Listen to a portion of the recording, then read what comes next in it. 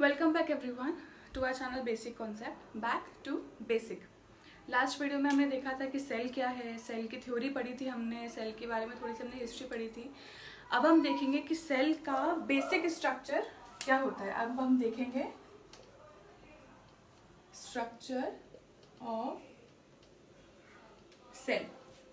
देखो, सेल का शेप कुछ भी हो सकता है। शेप सर्कुलर हो सकता है, शेप स्पिंडल शेप का हो सकता है सेल, या हम बोले सेल क्यूबिक शेप का हो सकता है। सेल का कुछ भी शेप हो सकता है। लेकिन अगर हम बात करते हैं एनिमल्स की और अगर हम बात करते हैं प्लांट्स की, तो कुछ बेसिक डिफरेंसेस होते हैं, लेकिन अधिकतर चीज़ें हमारी सेम होती हैं। तो अगर हम एक बेसिक स्ट्रक्चर ऑफ सेल देखें, दिख रहा है आपको ये स्ट्रक्चर? आई थिंक सबको ये क्लियरली दिख रहा होगा, इसके सारे पार्ट्स आपको क्लियरली दिख रहे होंगे। आउटर मोस्ट मेम्ब्रेन को हम बोलते हैं प्लाज्मा मेम्ब्रेन। अंदर के फ्लूइड को हम बोलते हैं साइटोप्लाज्म। ठीक है गाइज, अभी आप सिर्फ इसके नाम याद रखना, इनके क्या फंक्शंस हैं, ये क्या होता है, इनका सेल में क्या रोल प्ले करते हैं, ये सब हम देखेंगे अगले वीडियो में। सबसे पहले आपको बस ये देखना है कि इसमें स्ट्रक्चर में क्या क्या चीजें इंक्लूडेड है, सेल ऑर्गेनल्स क्या क्या है और इसके क्या क्या पार्ट्स रहते हैं। ये आपको दिख रहा है यहाँ पे, ये है पॉलीजोम।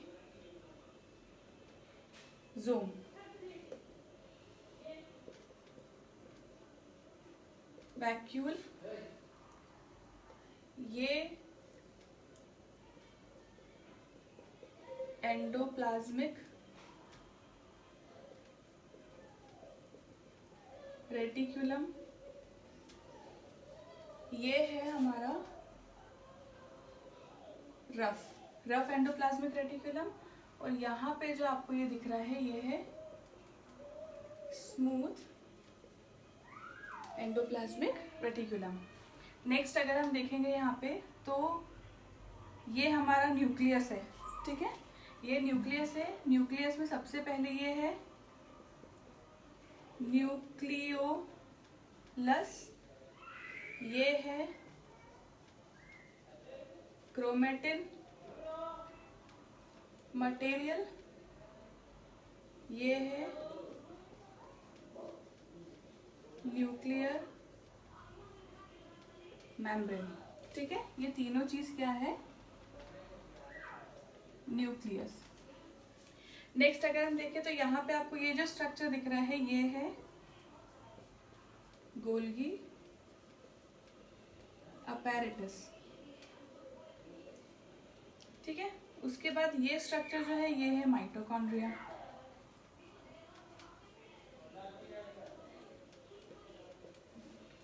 ये जो दिख रहा है ये है लाइसोसोम। ठीक है, और ये जो आपको स्ट्रक्चर दिख रहे हैं ये है राइबोसोम।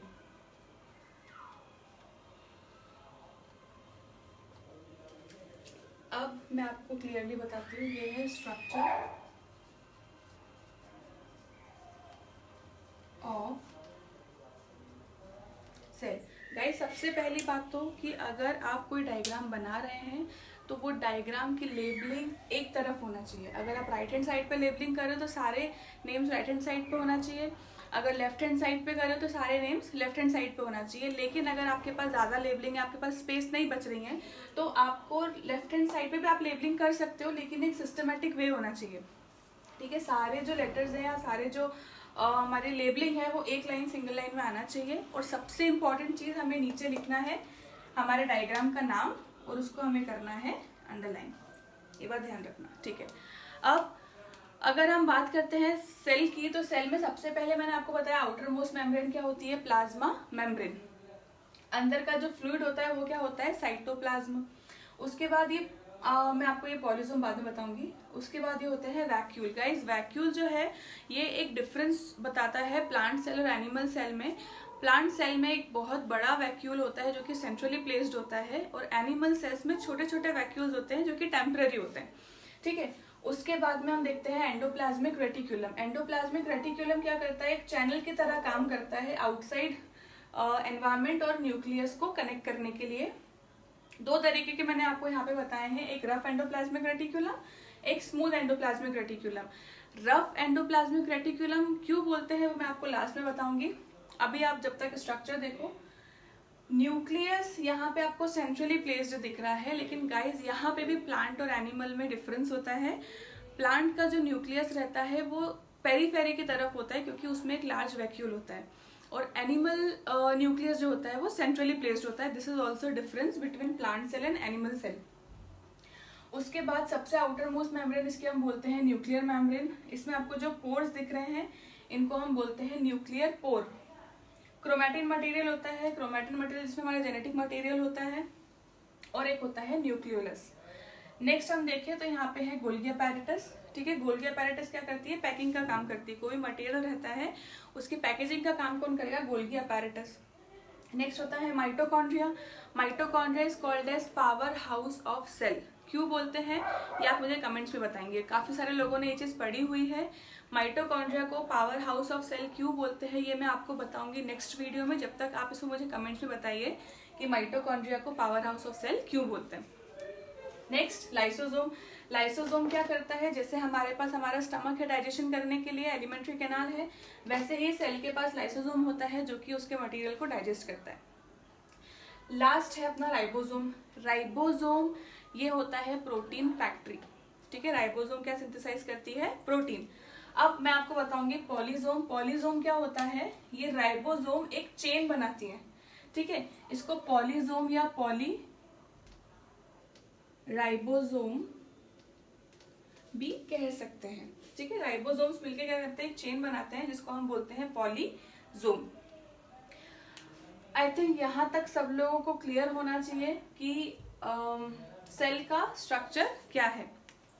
अब नेक्स्ट हम पढ़ने वाले हैं what is the difference between unicellular and multicellular organisms. ठीक है, यहाँ तक आई थिंक सब लोगों को क्लियर है। अगर आपको कुछ भी डाउट है गाइस तो आप मुझे नीचे लिखी हुई टेलीग्राम लिंक पे कनेक्ट कर सकते हैं, कमेंट्स में पूछ सकते हैं। अगर वीडियो पसंद आ रहा है तो लाइक कर सकते हैं। जैसे खाना आप बीच में खाना नहीं छोड़ते हैं, वैसे आप वीडियो को भी बीच में नहीं छोड़ सकते हैं, क्योंकि अगर आप इसे पूरा नहीं देखेंगे, अगर आपने इसको पूरा ग्रैब नहीं किया तो आपको नेक्स्ट वीडियो का कुछ भी आपको समझ में नहीं आएगा। तो अगर आप सीरियसली पढ़ना चाहते हैं गाइस तो वीडियो को आप पूरा देखेंगे। ओके गाइस, अब हम देख रहे हैं difference between unicellular and multicellular organisms. अगर आप यहाँ पे देखें तो यूनि से आपको समझ में आ जाना चाहिए, यूनि का मीनिंग होता है सिंगल और मल्टी का मीनिंग होता है मैनी।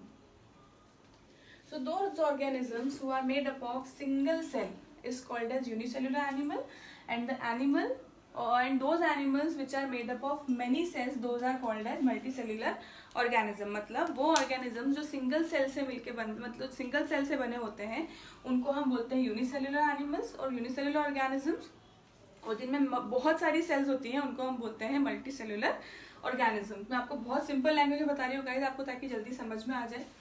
नेक्स्ट हम देखते हैं ऑर्गेनल्स। मैंने अभी आपको बताया थे organelles, mitochondria, Golgi apparatus, ribosomes, endoplasmic reticulums etcetera etcetera. वो यूनिसेल्युलर एनिमल्स में मेम्ब्रेन बाउंड नहीं होते हैं, मतलब उनके आसपास कोई भी मेम्ब्रेन नहीं होती है, वो मेम्ब्रेन लेस होते हैं। और जो मल्टीसेल्युलर ऑर्गेनिजम्स होते हैं उनमें पर्टिकुलर मेम्ब्रेन रहती है। वो मैं आपको जब डिटेल इसके स्ट्रक्चर को बताऊंगी तब मैं आपको उसको पूरा डिटेल बताऊंगी कि कौन सी मेम्ब्रेन्स रहती हैं, किसमें मेम्ब्रेन्स एब्सेंट रहती हैं, क्या एक्सेप्शनल केसेस रहते हैं, वो सब मैं आपको बताऊंगी।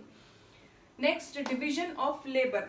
अब डिवीजन ऑफ लेबर, लेबर का मीनिंग आप समझते हैं। फॉर एग्जाम्पल मुझे एक घर बनाना है, उस घर को बनाने के लिए मैंने एक ही लेबर को अपॉइंट किया है। अब मैं उसी लेबर को बोलूंगी कि आप ईंट भी लेके आओ, उसी को बोलूंगी आप प्लास्टर भी करो, उसी को बोलूंगी आप जो भी दूसरे काम रहते हैं वो भी आपको करना है, सीमेंट वगैरह बनाने का जो काम रहता है वो भी आप ही को करना है। तो ये सब मैं एक ही लेबर से बोलूंगी। अब अगर मेरे पास बहुत सारे लेबर्स हैं, फॉर एग्जाम्पल मेरे पास 10 लेबर हैं, तो मैंने कुछ लेबर्स को बोल दिया कि आप ईंट लेके आओ, कुछ को मैंने बोल दिया कि आप सीमेंट बनाओ, कुछ को मैंने बोल दिया कि आप प्लास्टर करो। ठीक है, तो यहाँ पे क्या हो गया, हमारा काम डिवाइड हो गया अलग अलग लेबर्स में। अब उस चीज को आप यहाँ पे कनेक्ट करो कि यूनिसेल्युलर के पास एक ही लेबर है, मतलब एक ही सेल है। ठीक है, तो सारे काम कौन करेगा, वो सिंगल सेल। मतलब इसके पास कुछ ऐसे स्पेशलाइज्ड सेल्स नहीं रहती हैं जो कि इसका काम कर सके। इसके पास एक ही सेल है, इसीलिए इसके पास डिवीजन ऑफ लेबर एब्सेंट है। लेकिन मल्टीसेल्युलर के पास बहुत सारी सेल्स हैं, ठीक है। तो यहाँ पे क्या हो सकता है, अलग अलग फंक्शन के लिए स्पेशलाइज्ड सेल्स प्रेजेंट रहती हैं, इसीलिए हमने बोला यहाँ पर डिवीजन ऑफ लेबर प्रेजेंट है। अब लास्ट पॉइंट हमारे पास है इंजुरी। सिंगल सेल है, अगर उसको इंजुरी होती है तो ऑब्वियसली ऑर्गेनिज्म की क्या होगी, डेथ। तो यहाँ पे क्या करता है, इंजुरी लीड्स टू डेथ। लेकिन मल्टीसेल्यूलर में बहुत सारी सेल्स हैं, तो वो चीज क्या हो जाती है, कोप हो जाती है, वो कोप अप कर लेते हैं उस चीज से, इसलिए वो ऑर्गेनिज्म की डेथ तक बात नहीं पहुंचती है। ठीक है, तो ये हमने देखा difference between unicellular and multicellular organisms. आप लोग सब बचपन से पढ़ते आ रहे हो ये चीजें, आप सबको ये चीजें पता है। मैं जस्ट आपको एक रिमाइंडर दे रही हूँ कि अगर आपसे कुछ पॉइंट्स मिस हो रहे हैं या अगर आप उन चीजों को भूल रहे हो तो आपको एक बार वापस से वो चीज रिवाइज हो जाए। Okay guys, now next topic is difference between plant and animal cell. सबसे पहले अगर हम देखेंगे शेप, तो मोस्टली प्लांट शेप होते हैं रेक्टेंगुलर, और एनिमल सेल का कोई शेप नहीं होता, मतलब इरेगुलर हो सकता है, और रेक्टेंगुलर भी हो सकता है, दूसरे शेप्स भी हो सकते हैं, इसलिए हमने उसको बोला इरेगुलर। लेकिन प्लांट सेल मोस्टली कैसे रहते हैं, rectangular in shape.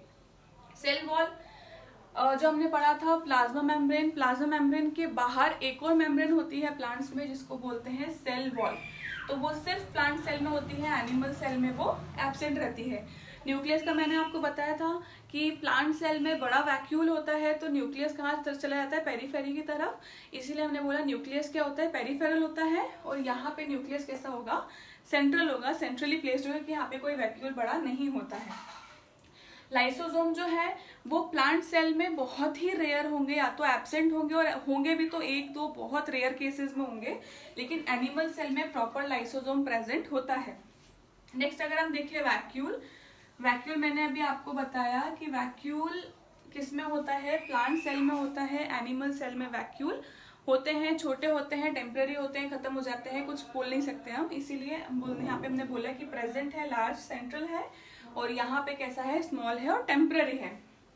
Tonoplast, tonoplast क्या होती है, वैक्यूल की मेम्ब्रेन होती है। जब वैक्यूल ही नहीं है तो टोनोप्लास्ट कैसे होगा, ठीक है। तो टोनोप्लास्ट क्या होता है, यहाँ पे प्रेजेंट होता है और यहाँ पे एब्सेंट होता है। लास्ट अगर हम देखें क्लोरोप्लास्ट, क्लोरोप्लास्ट जो होता है जिसमें होता है क्लोरोफिल, क्लोरोफिल के कारण प्लांट ग्रीन कलर के होते हैं, ठीक है। तो हम यहाँ पे सोच सकते हैं कि हम ग्रीन कलर के नहीं है ये एक एग्जाम्पल मैंने आपको दिया है सिर्फ आपको याद रखने के लिए। तो क्लोरोप्लास्ट किस में होता है, प्लांट्स में होता है, और एनिमल्स में क्लोरोप्लास्ट एब्सेंट होता है। तो गाइज यहाँ पे हमने क्या क्या देखा, सबसे पहले हमने देखा बहुत इंपॉर्टेंट चीज, स्ट्रक्चर ऑफ सेल। सेकेंड हमने देखा difference between unicellular and multicellular organisms. Next हमने देखा difference between plant cell and animal cell. अब आगे हम पढ़ेंगे कि जो सेल ऑर्गेनल्स हैं उनके क्या फंक्शंस रहते हैं, वो क्यों हमारे सेल में प्रेजेंट रहते हैं, ये सब हम देखेंगे नेक्स्ट वीडियो में। तब तक गाइज स्टे ट्यून्ड। सब्सक्राइब नहीं किया है तो फटाफट से करो, लाइक नहीं किया है तो फटाफट से करो, और इस वीडियो को जरूर शेयर करो। कोई डाउट है, कुछ आपको पूछना है, कुछ यहाँ पे मुझसे छूट गया है, तो आप मुझे वो टेलीग्राम लिंक पे ज्वाइन कर सकते हैं। Okay, thank you so much guys.